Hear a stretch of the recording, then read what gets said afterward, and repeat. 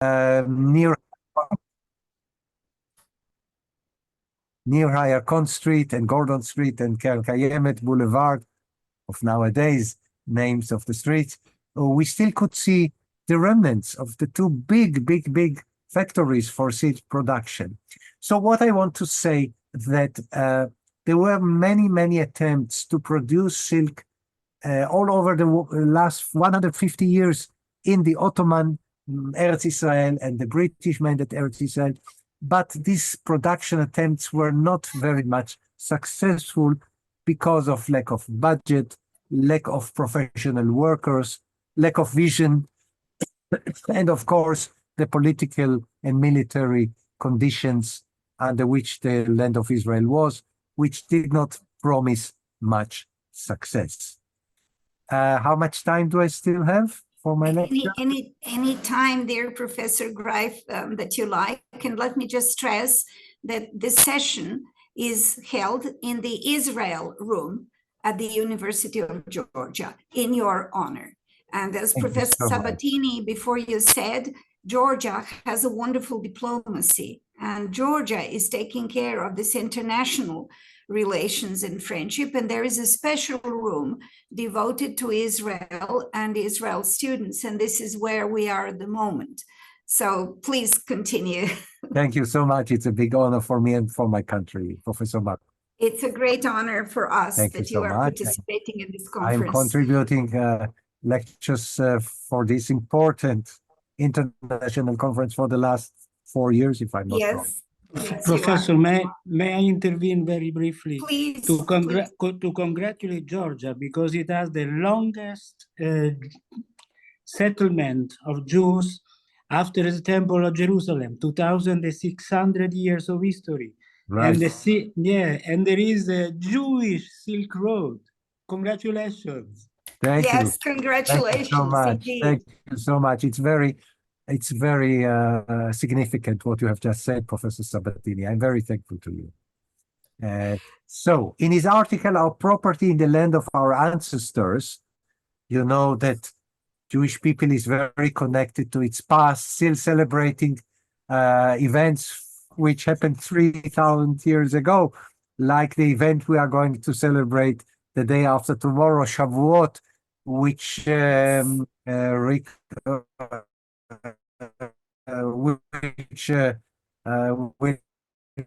be dedicated to the article which was published in 1895. The Jerusalem publisher Avraham Moshe Luntz, which I already mentioned, one of the pioneers in publishing books, articles. He had also a publishing house. He summarized the state of silkworm breeding in the land of Israel. And here is what he said about Rosh Pinah, the small colony which is now destroyed, unfortunately. And this is what Luntz writes.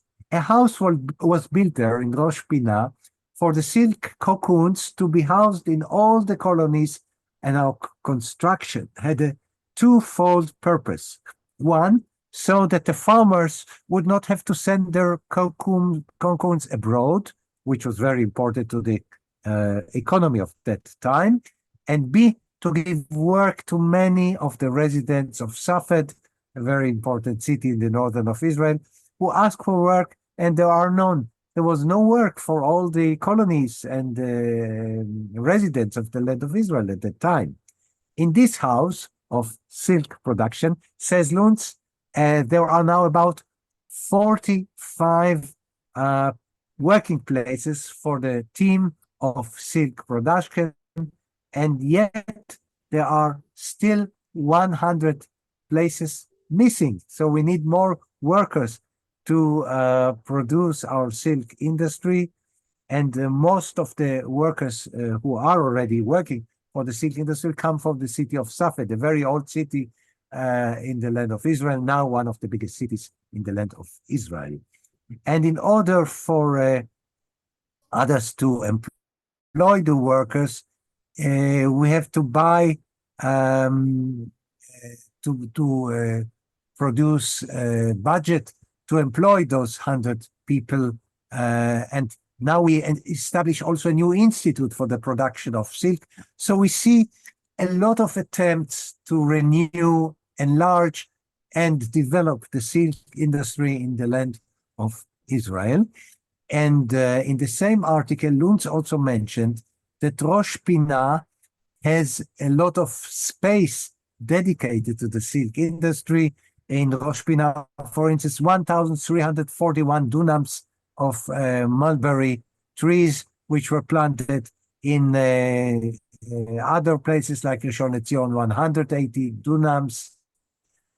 In Zichron Yaakov, one of the most important colonies of Baron Rothschild, 40 dunams. In Meir Shveya, one of the colonies, 420 dunam. Trees for the production of silk are being planted.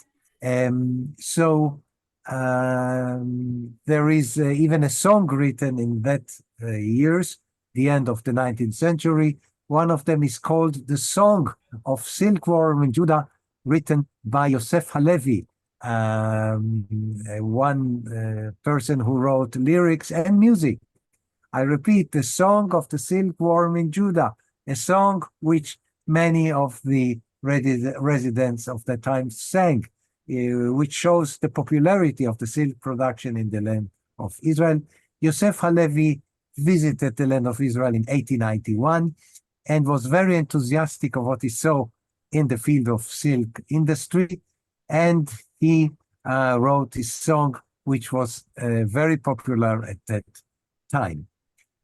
In any case, the cultivation of silk was most probably very successful at the end of the 19th century. And many farmers in Rishon LeZion presented the silk successful planting in an international exhibition, which was held in Berlin. Berlin was at that time, between two world wars, a very popular place for showing results of agriculture. And so in Berlin, some of artists went to show the achievements of the silk of Eretz Israel. Tzfira was one of the very important newspapers of that time, published in Jerusalem. And Meirovich, Menashe Meirovich, which I mentioned before, published in Hatzfira an article which was called "The Father of Silk in the Land of Israel," writes about, and he wrote there that the silk industry in Israel will develop and develop and develop. And this article envisages the success of future silk production in the land of Israel. The exhibit in Berlin, which I've just mentioned, showed that the industry of silk introduction of the colonies in the land of Israel, the Holy Land, is going to become one of the most central and significant channels of industry in the Holy Land. And so the settlers from the land of Israel won a lot of interest when they came to Berlin to present the result of their initiative. Menashe Meirovich was only one of the settlers who produced silk. Among others were Moshe David Shuv from Rosh Pinah and Mr. Bambus from Berlin, a Zionist, a Jewish Zionist, and Willy Bambus, his brother, who lived between 1863 and 1904. So there is a mixture of German Jews and Eretz Israeli Jews. But despite the success, the spinning factory in Rosh Pinah was unfortunately closed in 1905, 10 years before the Ottoman Empire left the land of Israel.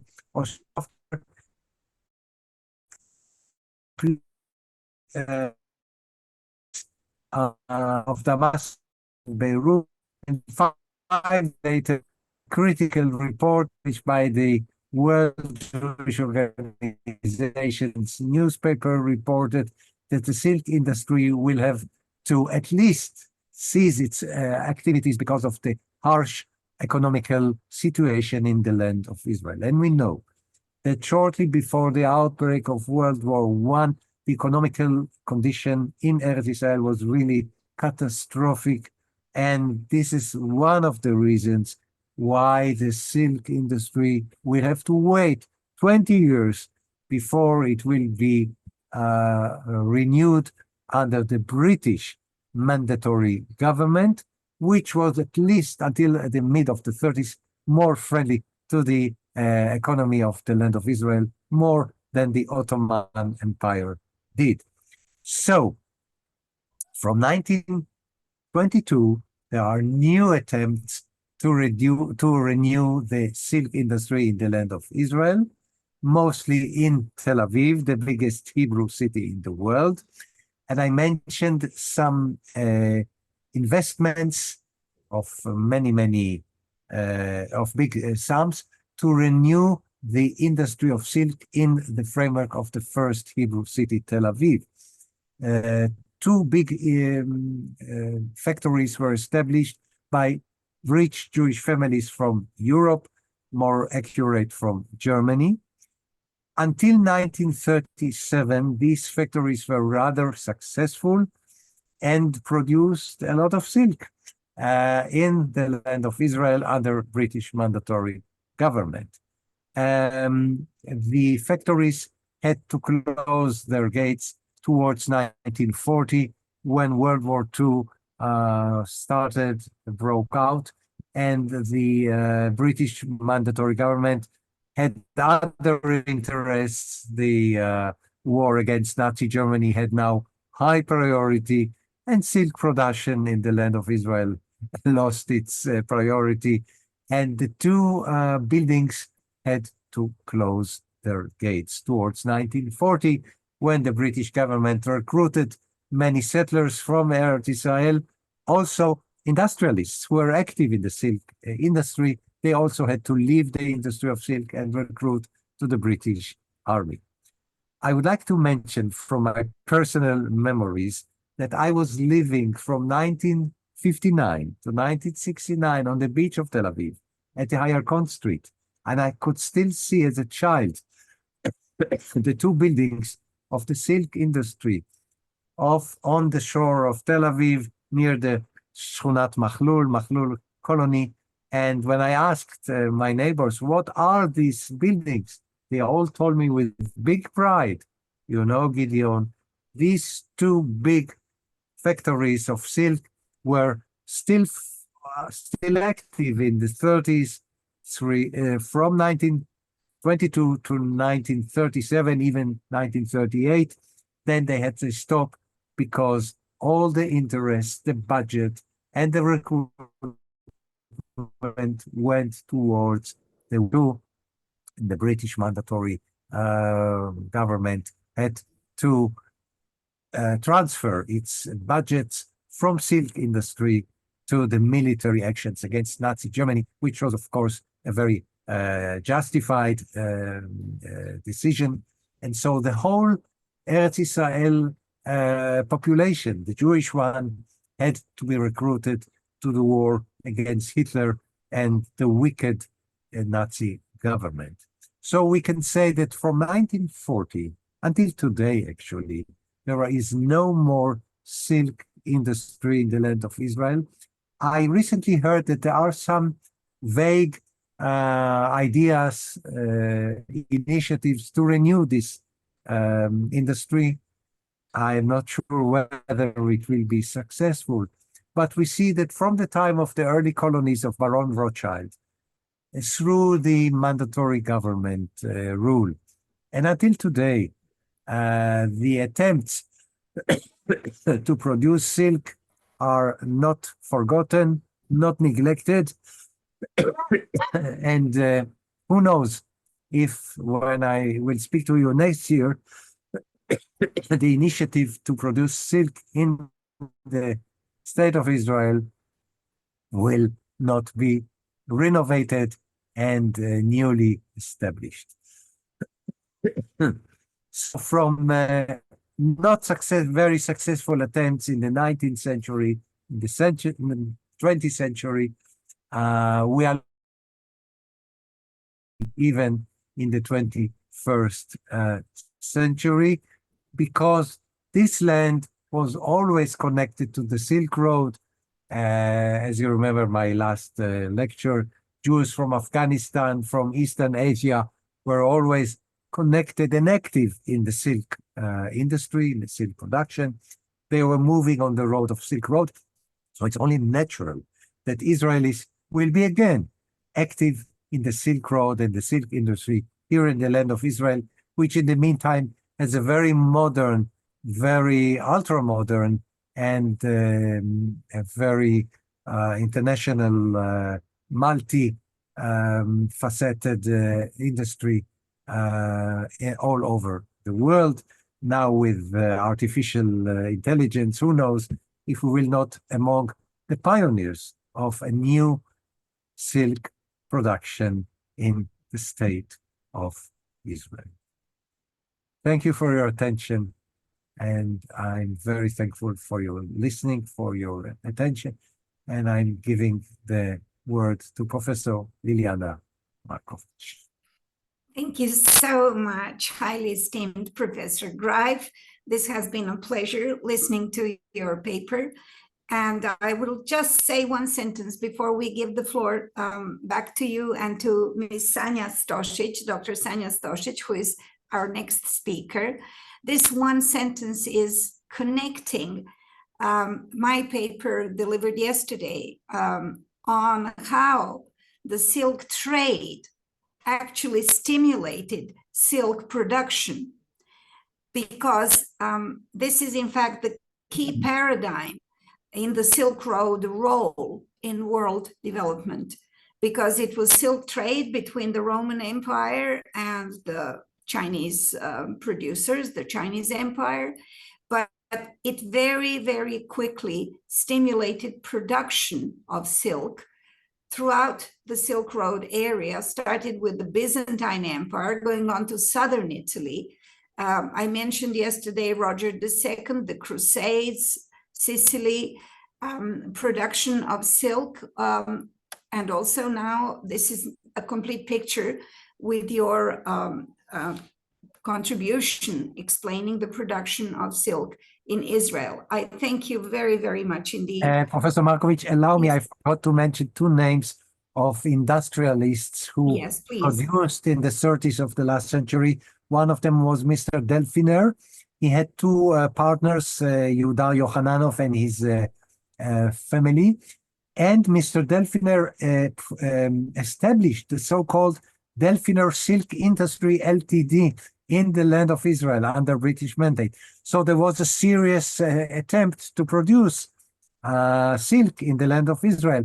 Unfortunately, because of World War II and the Holocaust, all of this was gone. But you see very serious attempts to produce silk and to become part of the Silk Road here in the Holy Land, in the land of Israel. And I think it's very, very significant. And for this reason, I think we will not give up even in the next century to produce silk here from the place where I'm talking to you, from the Holy Land.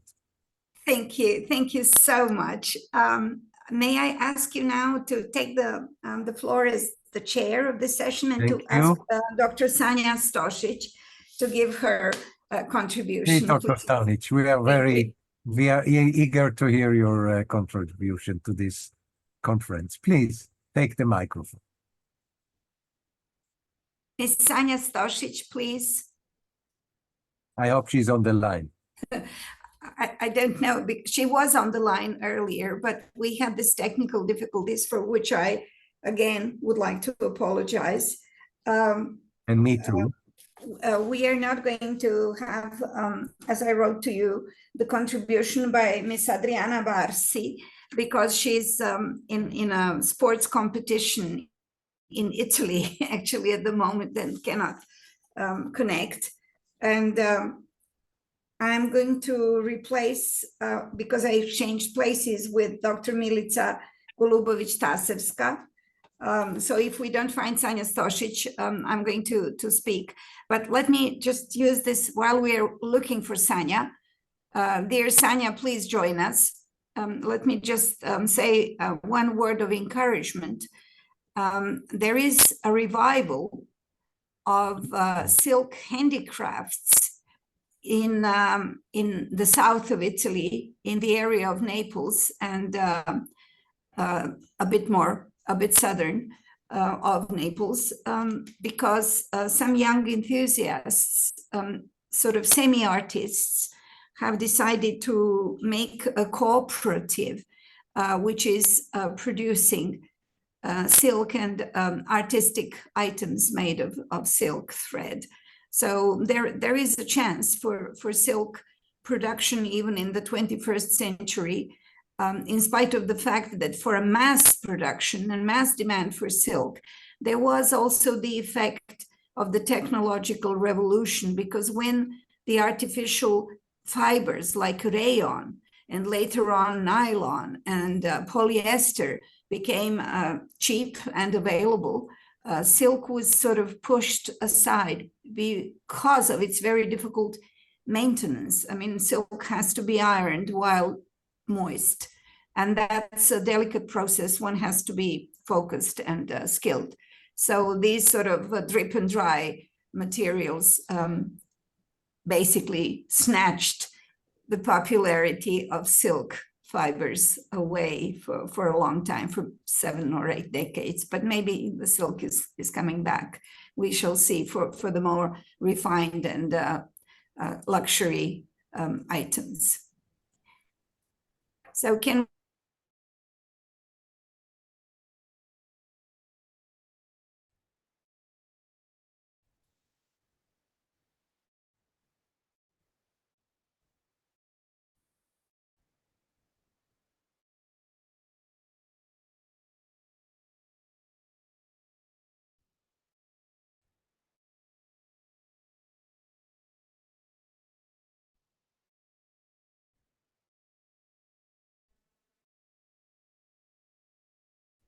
if he, I will ask her speaking. Time is sort of running away. I will give my very brief presentation on Nara. I'm going to try and give us.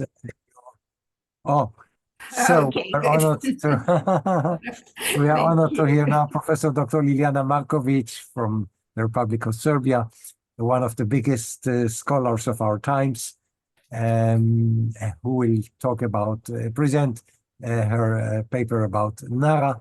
And it's a big honor for us, sorry, big honor for us to have you here, Professor Dr. Markovic, and we are all eager to listen to your paper. Please, the microphone is yours. Thank you. Thank you ever so much, highly esteemed Professor Greif. May I ask you if you can see my PowerPoints? Yes, yes. Yes, you can. All right. Then let me say how very honored I am that we are gathered again this year, and this year in Georgia, at the University of Georgia in Tbilisi, for our 7th Silk Road Academic Conference or Congress that we are holding. And this is a very inspirational occasion, because we have been led to think of many characteristics of the Silk Road's exchange. And as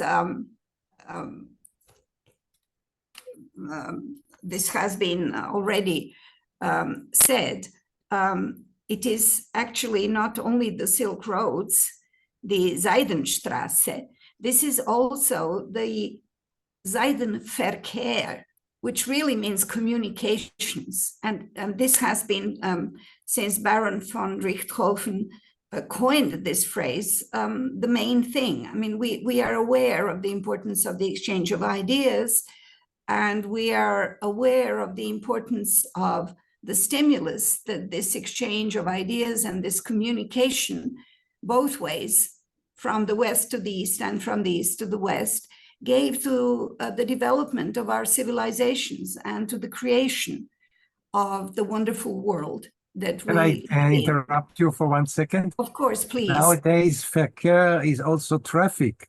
Yes, I know. Sometimes heavy traffic. So it means there was a heavy traffic on the Silk Road between East and West.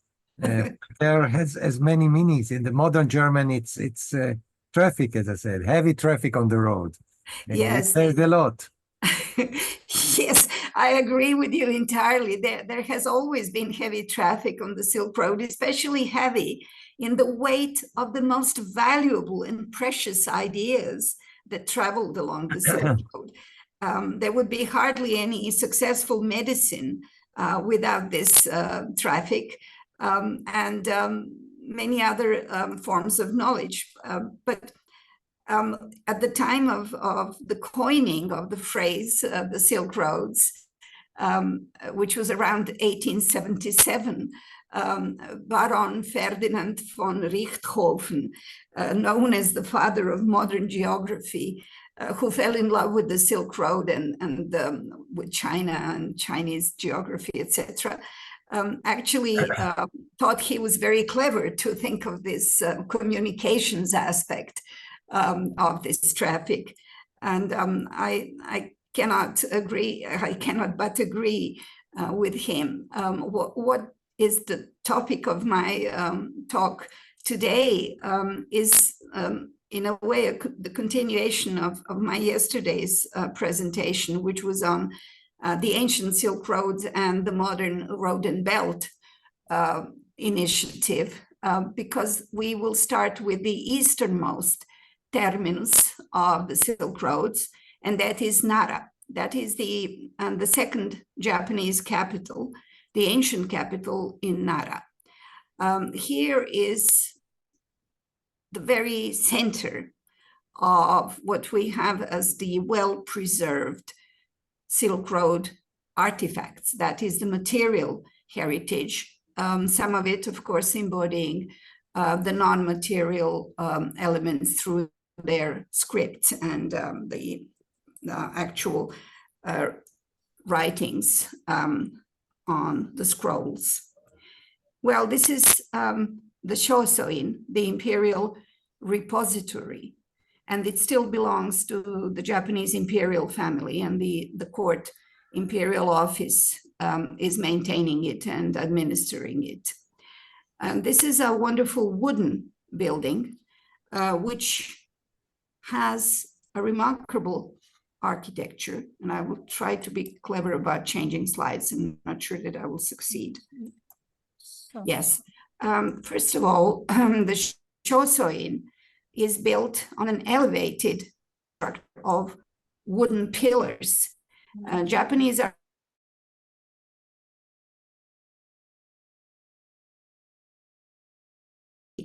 that's the Japanese cedar, which is almost indestructible. It's a very hard type of wood. In the Second World War, it was used for airplane propellers when Japan ran out of steel. So you can imagine how hard this cedar wood is. And it supports, these pillars made of cedar wood support the Shosoin structure. And the Shosoin structure is made in an incredible building technique that allows the air to stream through in between the wooden tiles, okay, here, and you can see how they're intertwined at tails, at corners, so that throughout the wet season, this special azekura zukuri interlocking technique allows the wooden structure to be always open for air circulation, but not to let the rain in, for example, so that the artifacts preserved inside can be well maintained. And this is why we have been lucky to receive the intact artifacts all the way from the 8th century until today. This is a wonderful pre-modern architecture that enabled us to be so lucky. And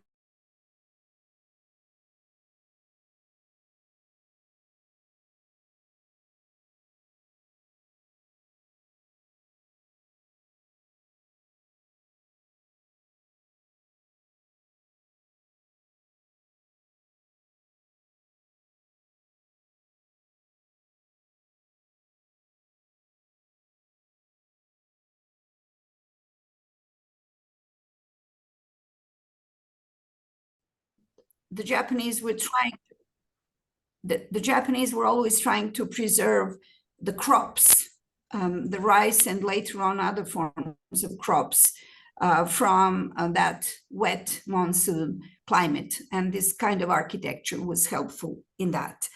So here I'm only going to show a few artifacts because of the time constraints, but here we have a beautiful glass chalice, a cup, which is actually blue.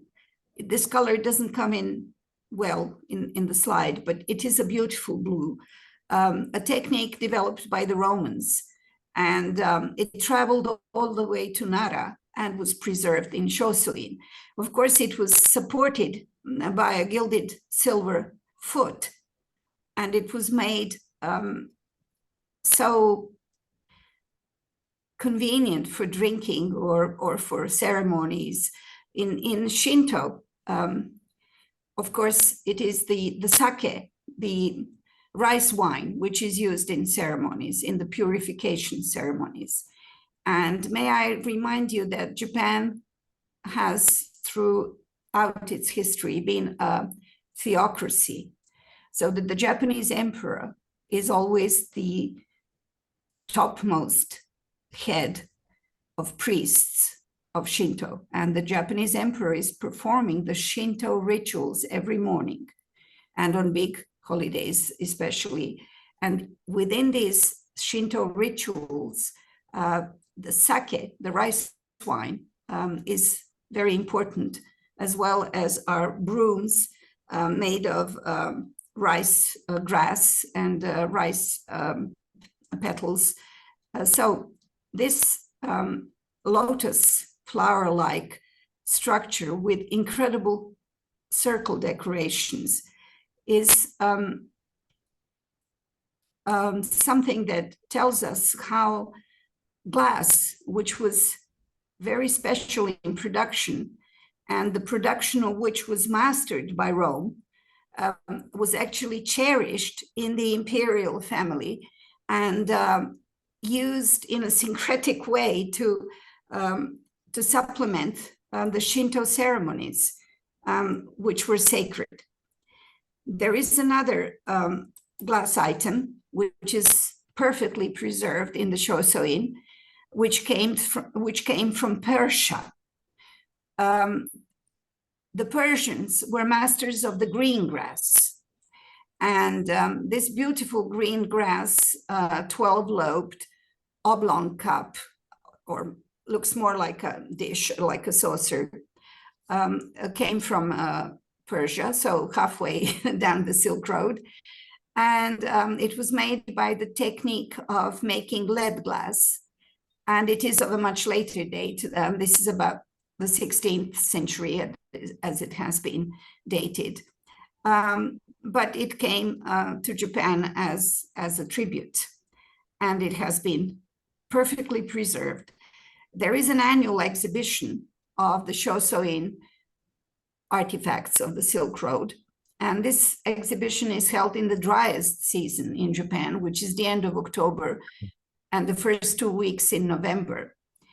And these artifacts are thematically chosen every year with a different theme and transported to the Nara National Museum, where under modern technologies, they are preserved in glass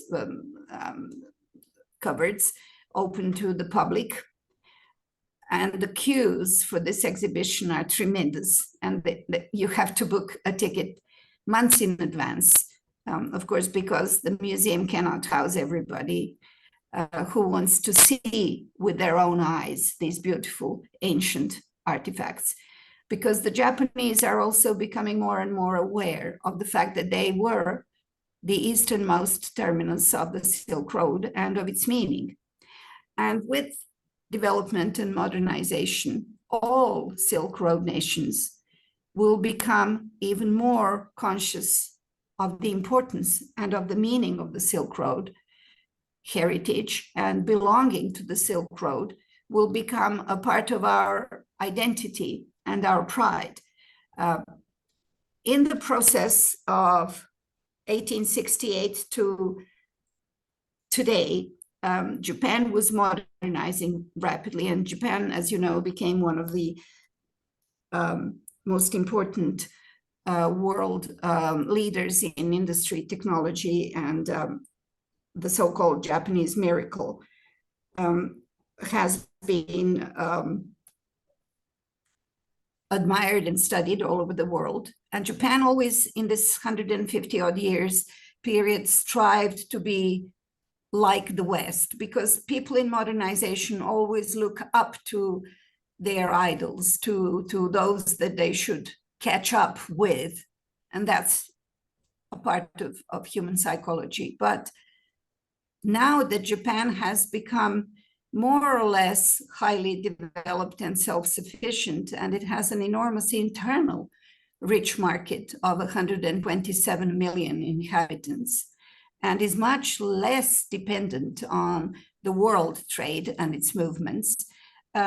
Japan is discovering its Silk Road identity, and we are grateful to the national television of Japan, the NHK, for making a wonderful travel log, a series called The Silk Roads, which actually made a good research and a good recording of different famous or important stops along the Silk Road, and which did an in-depth cooperation with the archaeologists, so that archaeologists found even earlier examples than this previous blue glass cup. They found the Roman beads, which were made before Christ, just in the 1st century BC, but which were discovered in a grave in Japan, brought to Japan in the 5th century, so far before the Nara period, and also in good state of preservation, which means that there have been these tributes coming in even before the official capital of Nara and the Shosoin were established. What else came down the Silk Road? Well, the beautiful mother of pearl inlay technique certainly came, and the Japanese perfected it. And this octagonal box, which you can see here, is covered with tortoise shell and decorated with mother of pearl inlay. Very often, mother of pearl inlay is decorated with jade or amber or other materials, like in this case, you can see the very eye pupil, the center of these flowers. Of course, the rim cover is silver plated, and sometimes silver itself. And the inside of the box is covered with byakudan, which is actually the very beautiful sandalwood.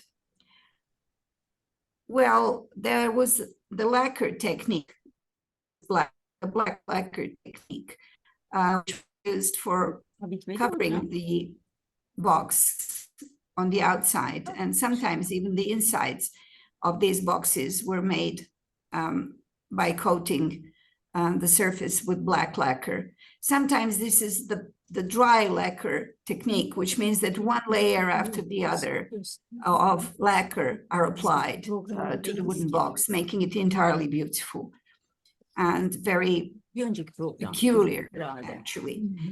So this, of course, came to Japan from the Near East and through China and through Korea, where it also left the mother of pearl inlay techniques flourishing. So we have another beautiful example. This has also been applied to the musical instruments. This is the biwa, the famous string instrument related to the guitar and to all sorts of lutes that are known all down the Silk Road. And in Japan, they were particularly decorated with mother of pearl inlays. And they have the long neck variety bivas and short variety. So this is the front and this is the back of the example, because look at the detail from it. This is the camel. Of course, camels don't live in Japan. They are on the Silk Road, and some have been transported by boat to Japan. But this is a very down the Silk Road motif of the camel and the player sitting on a camel with a short neck biva. And look at this most exquisite mastery, this work of decorating and the silk strings, which were later used from different materials as well. And again, this is very important because this is a pictorial map of the domain of this Todaiji temple. Why? Because Shosoin, the imperial repository, is the part of the Todaiji temple. This is a Buddhist temple patroned by the imperial family. And we have the date of this artifact, of this map. It says June the 9th. So we are almost in time. In the 8th year of Tenpyo Hoho era, which is 756 AD. So this is made of textile, and ink and colors are written and used on the fiber cloth, bast fiber cloth, with red square seals, which represent the seals of the Todaiji temple. And that is well preserved. Can you imagine, since the 8th century, how well preserved this artifact is? And it exhibits all these parts of the temple in which the heritage has been preserved. And please don't worry, this is the last PowerPoint, and I will complete my talk now. And this is the Gigaku mask. Gigaku was the first formal court opera in Japan. It was actually performed on the famous terrace of another temple in Kyoto, which is a very favorite temple even today, and the terrace has been well preserved. And this mask represents the Suiko O, the form and the person of the drunken Persian king. And that's Nara period as well. And Gigaku is, as I said, the oldest form of singing and dancing in order to entertain the imperial court and the nobility. And we have it extremely well preserved thanks to this Shosoin temple and imperial repository. So please allow me to bring my talk to the end and to invite you to come and visit the Shosoin and the Nara National Museum sometime in the future. And I do hope that we will hold one of our conferences in the future in Japan. Of course, it will have to be in Nara because the Shosoin treasures are open in the Nara National Museums, and the date will have to be in the beginning of November. Otherwise, we will not be able to see with our own eyes what we have been discussing today. Thank you very much for your attention. Thank you very, very much, Professor Dr. Ljiljana Markovic, for your very detailed, charming paper lecture, which was really extremely interesting. And I learned much about things I never heard before. So thank you from the bottom of my heart.